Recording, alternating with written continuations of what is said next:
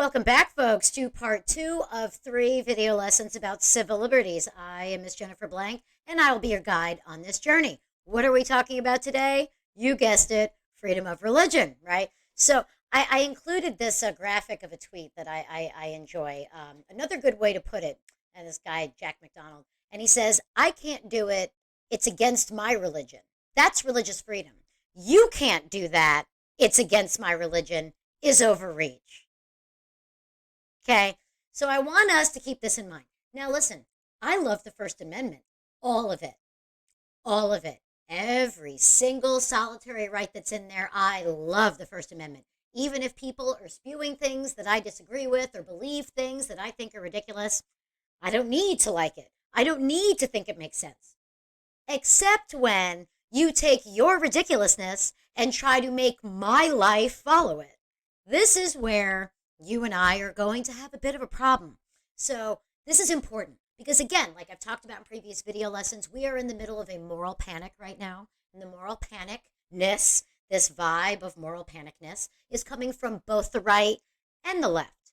Okay, so this is a across the ideological spectrum problem that we need to face head on. We got to deal with it because it'll rip us to pieces if we don't. Doesn't have to, though. So let's talk about what we're talking about. So when we're talking about freedom of speech, and we're talking about key ideas in the First Amendment, freedom of expression and freedom of religion from and of are coming into, we're having some conflict here about this. So we're going to talk about the ideas of libel, slander, what is this gag order business, this case of New York Times v. Sullivan. We're going to look at due process rights. Sorry about that siren in the background. Welcome to New York, right? Miranda v. Arizona, where people get basic random rights, right? Federal Communications Commission. The exclusionary rule, Mapp v. Ohio. We're going to look at obscene speech. We're also taking a look at the First Amendment and freedom of religion. We're going to look at this case called Engel v. Vitale, which factors right into that. We're going to look at Roe v. Wade, and now, given that Roe v. Wade has been overturned, we're going to look at the case that overturned it, Dobbs v. Jackson Women's Health Organization. We're also going to take a brief look at Lawrence v. Texas. So here we go. All right, so what the hell is libel, right? What is it? What the heck is it? It's a written defamation of character. So it's basically you're writing down something that is untrue, and it's causing damage to someone's character. Like maybe they'll get fired because of it. Maybe they'll, get in serious trouble for it. So public figures, like if you're in Hollywood, if you're a politician, you have to meet much, much higher standards because you are choosing to be in the public eye. If you're a private citizen who's not choosing to be thrust into the public eye, there's a much lower burden of proof on you. But statements, and this is the definition of that down there, statements against public officials, you have to prove intent. You have to prove actual malice in order to meet the standard. That is difficult to do, as any prosecutor of first-degree murder will tell you. Now, New York Times v. Sullivan, this case established that actual malice must be in place to prove libel, and this ruling actually made it really difficult to prove libel for public figures. So it made it harder for members of Hollywood to fight back against the paparazzi, for example. Another side note, I just want to, because this is a breakdown of slander versus libel, so you can take your pick of which, one you want to copy. They're basically the same thing. So libel is tangible. It's print, writing, pictures. Slander is spoken words, gestures. It's intangible. Tangible meaning you can touch it, right? Intangible meaning it's more, you can't touch it in that same way. So again, libel is written, right? Slander is verbal. So just keep that in mind. So free press versus a fair trial. Now, we love to gawk. We are voyeurs in this society. We love to watch the awful thing that's happening to someone else. That's why you have rubberneckers. That's why you have basically every reality show in existence right now. We like to watch the disaster, the catastrophe. And we feel good about it because, oh, look what's happening to that guy, and it's not happening to me, right? And, criminal trials are no different. We like to watch that guilty guy go down in flames. We want these people to get what they deserve, right? And the press knows that and needs ratings and needs clicks on their website, so they want to cover it. But the government has a responsibility to balance this desire of the press to have knowledge and report that knowledge versus the defendant's right to a free trial. We are supposed to be innocent until proven guilty, after all. So there's these things called gag orders that many judges will issue. This is the right of the defendant, that the right of the defendant to a fair trial supersedes the right of the public to attend the trial.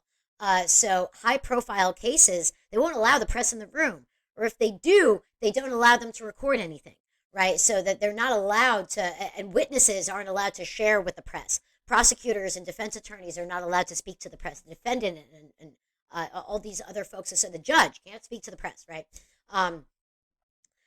Court permits the press to publish factual information that is officially publicly released, but they can't necessarily roll in there and give a play-by-play of the trial.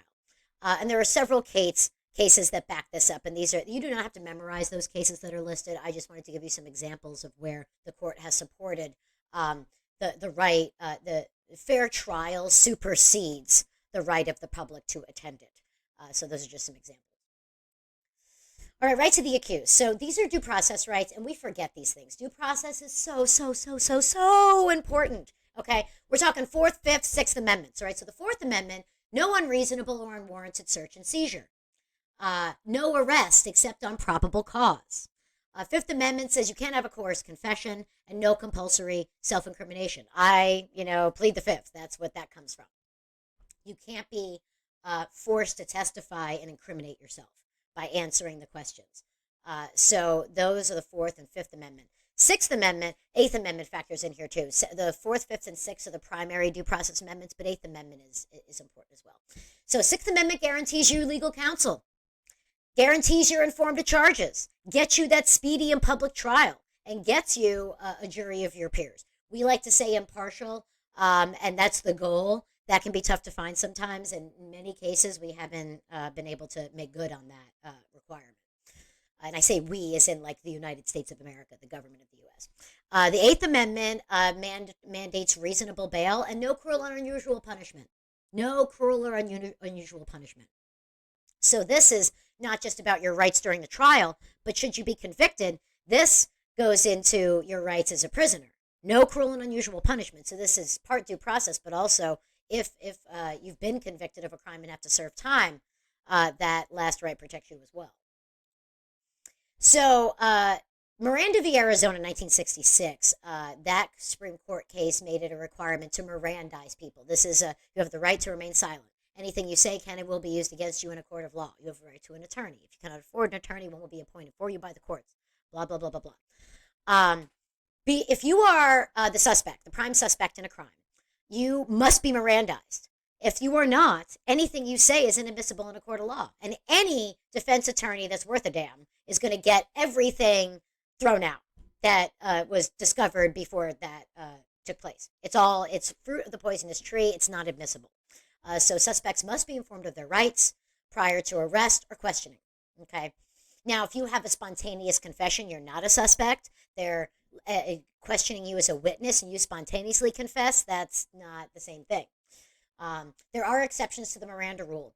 If there is a massive and deep public safety concern, you have to have other evidence that's very, very strong, and suspects must claim those rights unequivocally. So there are exceptions, but very few.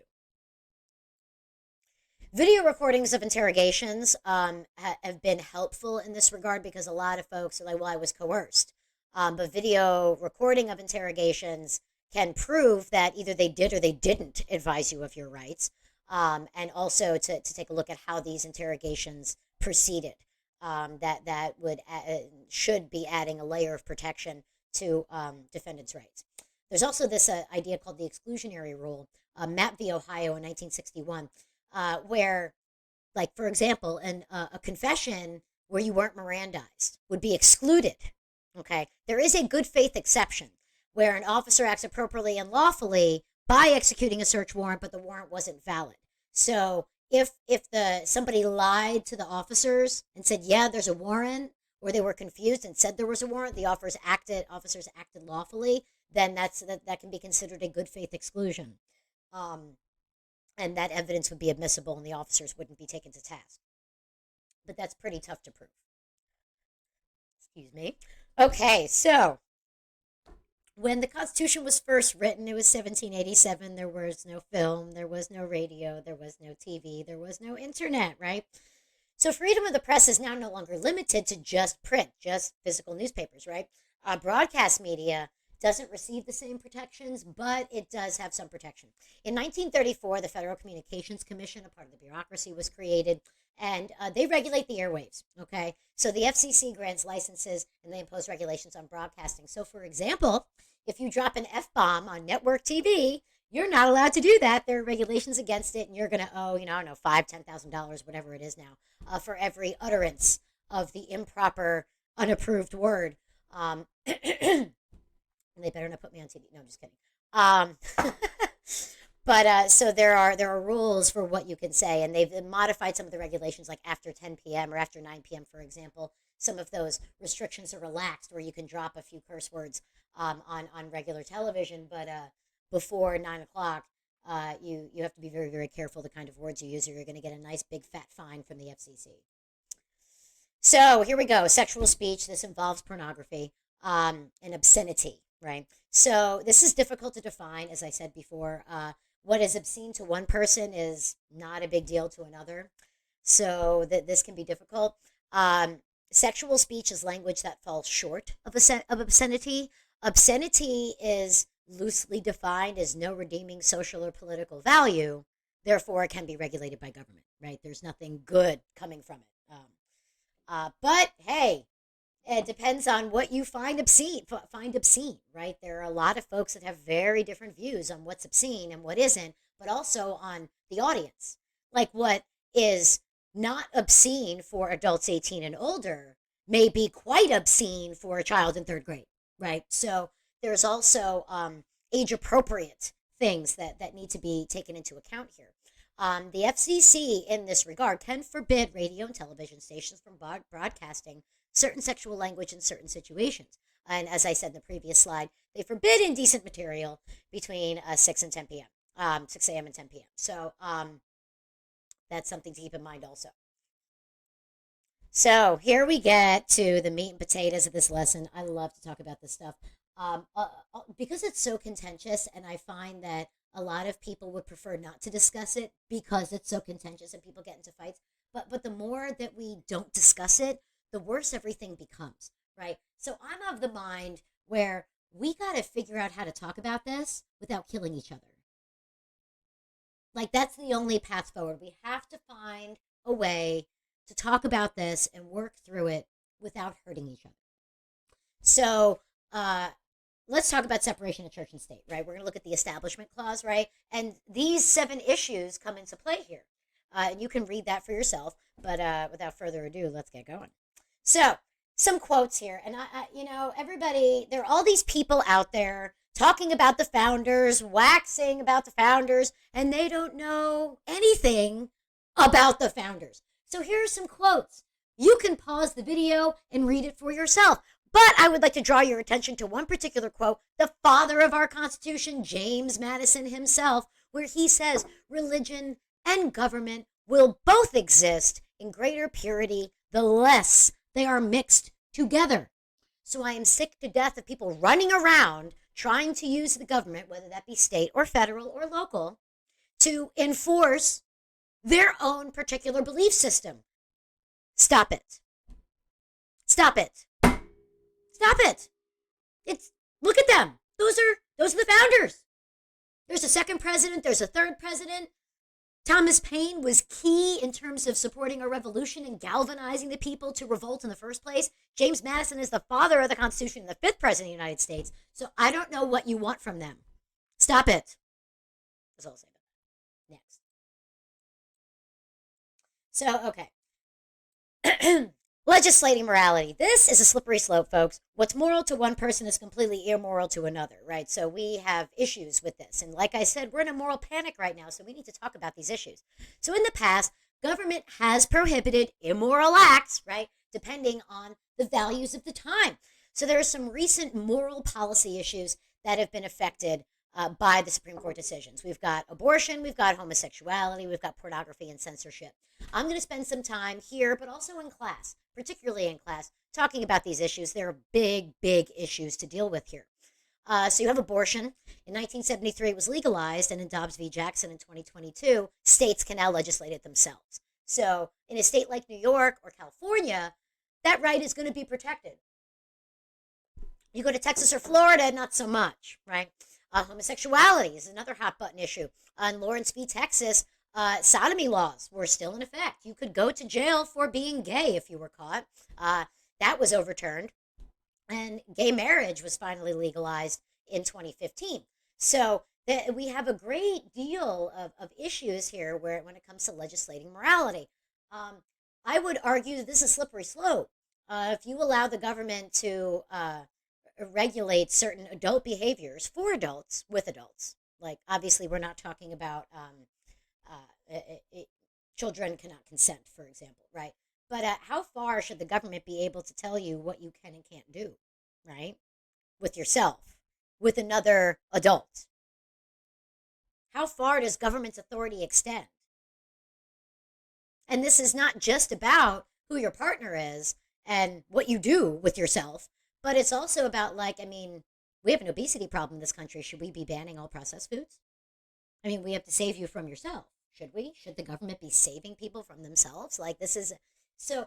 There's not just it's not just about religion and about certain kinds of behaviors. This is also about, like, just how people live their life, right? How far does the power of government extend? This is an important question we need to ask ourselves. We're going to discuss this more in class. So, privacy rights. Now, here's where I want us to pay attention a little bit. And I started talking about this in the previous slide, but privacy rights are, and they're up for debate now. So there's no explicit constitutional right. It's not enumerated, right? Enumerate means to list. Privacy rights are not enumerated, right?